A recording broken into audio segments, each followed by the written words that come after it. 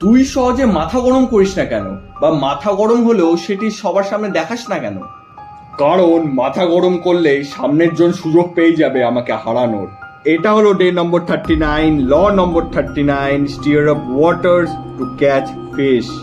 রাগ সবসময় মানুষকে অন্ধ করে দেয়, তাই যদি একবার সামনের জনের মাথা তুমি গরম করে দিতে পারো তখন তোমার কাজ খুবই সহজ হয়ে যাবে।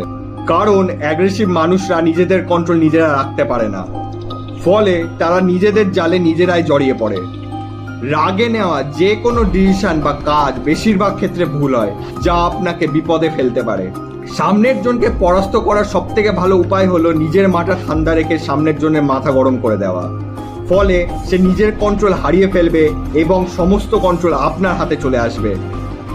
এর ফলে সামনের জনের থেকে আপনি বহু স্টেপ আগে এগিয়ে যাবেন, কারণ রাগের মাথায় সামনের জন আবেগে ডিসিশন নিবে, কিন্তু আপনি ঠান্ডা মাথায় নিবেন স্মার্ট ডিসিশন।